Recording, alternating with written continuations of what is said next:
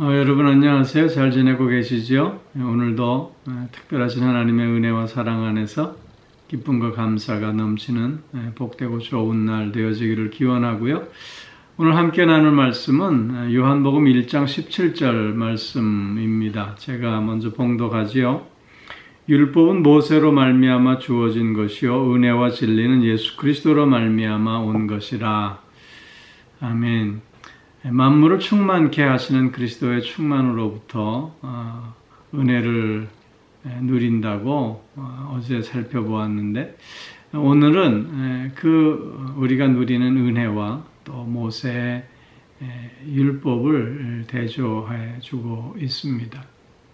오늘 본문에서 보면 하나님께서는 모세를 통해서 이스라엘 백성들에게 율법을 주셨습니다. 그런데 은혜와 진리는 예수 그리스도로 말미암아 이 땅에 온 것이라고 말씀합니다. 즉 은혜와 진리는 예수 그리스도가 근원이 되신다라고 하는 뜻입니다. 이스라엘 백성들에게 있어서 모세의 율법은 절대적이었습니다. 그 율법을 통해서 저들은 하나님을 바로 섬기려고 노력했던 것입니다. 유대인들의 눈에 비친 당시의 예수님은 마치 율법을 폐기하는 자 같이 보였습니다.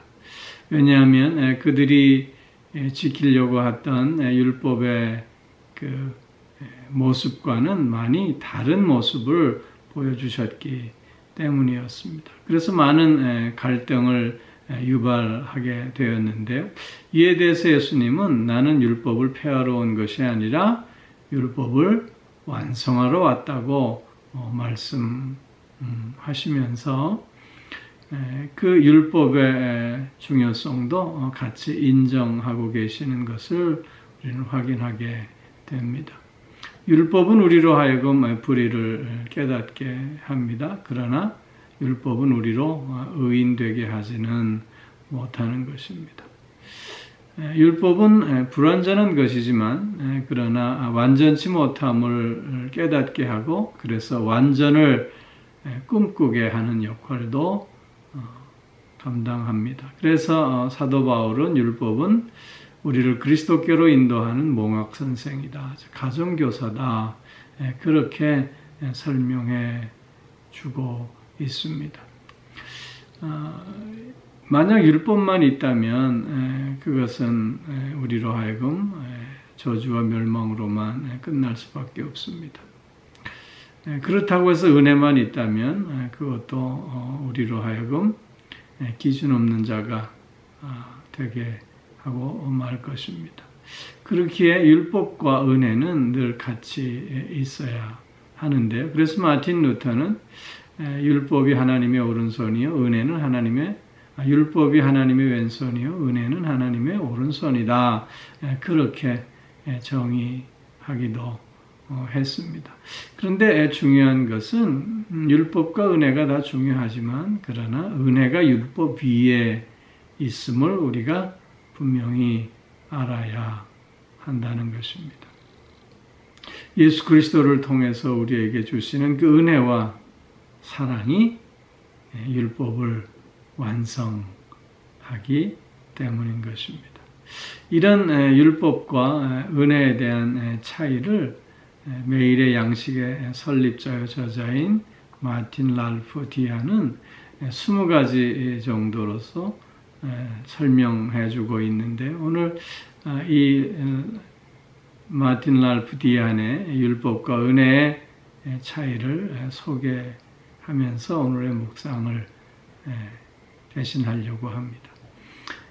그는 율법과 은혜의 차이를 먼저는 율법은 하나님께 나오는 것을 막지만 은혜는 있는 그대로 나오라고 초대한다라고 정의했습니다.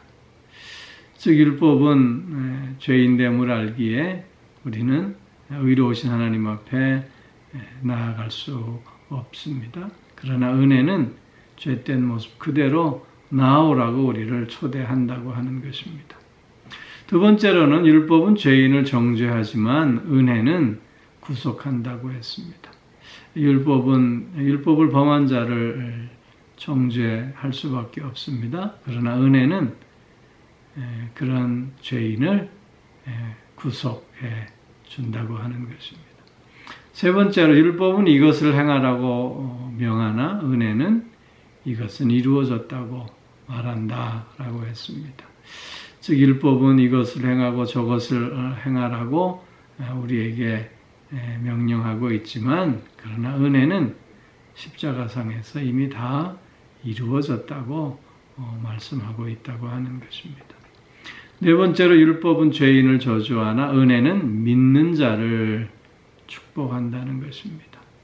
다섯 번째로 율법은 죄인을 죽이나 은혜는 죄인을 구원한다고 했습니다. 여섯 번째로 율법은 하나님 앞에서 모든 입을 막지만 그러나 은혜는 모든 입으로 하나님을 찬양하게 한다고 했습니다. 일곱 번째로 율법은 가장 선한 사람도 정죄하지만 은혜는 가장 악한 사람도 구원한다고 했습니다. 여덟 번째로는 율법은 빚을 갚으라고 하지만 은혜는 모든 빚이 이미 갚아졌다고, 지불 되어졌다고 말한다고 했습니다. 아홉 번째로 율법은 노력하라고 말하나 은혜는 다 마쳤다고 말한다는 것입니다. 열 번째로 율법은 죄의 싹은 사망이라고 말하지만 은혜는 하나님의 은사는 영생이라고 한다는 것입니다. 열한 번째로 율법은 죄 짓는 영혼은 죽는다고 하지만 그러나 은혜는 믿으면 살리라고 말한다고 했습니다. 12번째로 율법은 죄를 드러내나 은혜는 그 죄를 속량한다고 했습니다. 13번째로 율법은 죄를 깨닫게 하나 은혜는 죄로부터 구원해 준다고 했습니다. 14번째로 율법은 복종을 강요하나 은혜는 순종할 수 있는 능력을 준다고 했습니다. 15번째로 율법은 돌에 새겨 있으나 은혜는 마음에 기록되어져 있다고 말했고요. 16번째로 율법은 그리스도로 말미암아 사라졌지만 그러나 그리스도로부터 온 은혜는 영원히 존재한다고 했습니다. 17번째로 율법은 우리를 속박하지만 은혜는 우리를 자유케 한다고 했습니다. 18번째로 율법은 두려움을 일으키지만 은혜는 희망과 확신을 준다고 했습니다.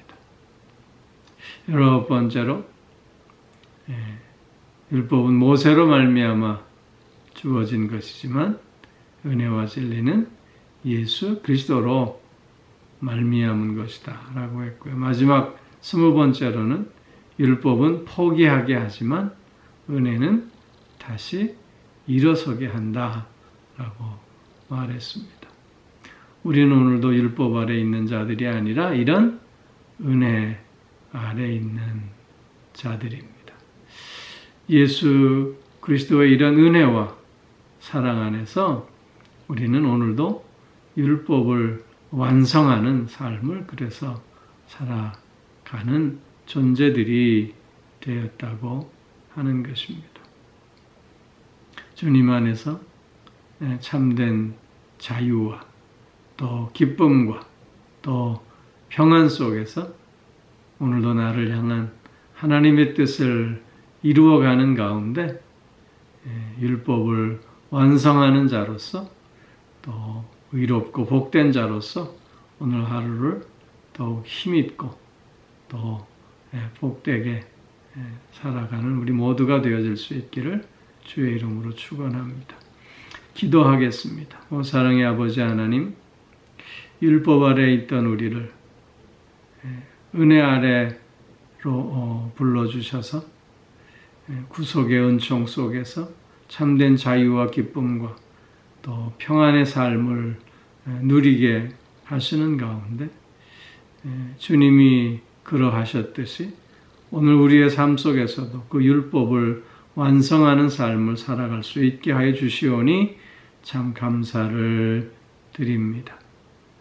은혜 안에 사는 자로서 오늘도 그 은혜를 통해서 승리하게 하시고 은혜를 통해서 더욱 복됨을 드러내는 우리들이 될 수 있게 하여 주시옵소서.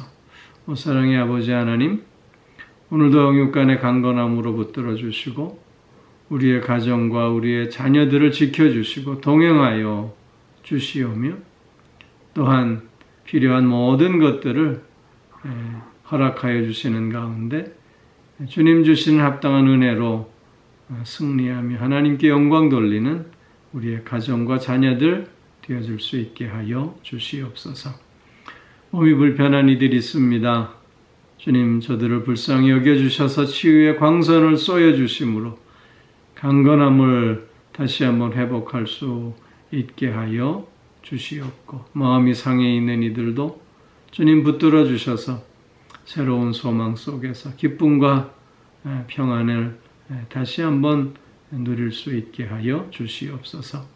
삶의 다양한 문제와 무게로 힘들어하는 이들도 주님 그 손을 잡아 일으켜 세워주셔서 다시금 용기를 가지고 다시금 주님께서 허락하시는 지혜와 능력 안에서 복된 길을 걸어가는 저들이 또한 되어질 수 있게 하여 주시옵소서. 이런저런 다양한 기도의 제목들을 통해서 하나님의 선한 뜻을 밝히 깨달아 알아가는 우리들의 삶이 되어질 수 있게 하여 주옵시고 뿐만 아니라 코로나 바이러스의 위기의 상황 속에서도 더욱더 믿음을 더하며 은혜를 더하는 가운데 이 시대의 빛으로 또 소금으로서 살아가기에 부족함 없는 우리들 되어지게 하여 주시옵소서. 속히 코로나 바이러스의 위기가 물러갈 수 있도록 주님 친히 주장하시고 또 역사하여 주시옵소서. 오늘 하루도 주님의 은혜로 승리하는 복된 날 되게 하여 주실 줄 믿사오며 예수님 이름으로 기도하옵나이다. 아멘.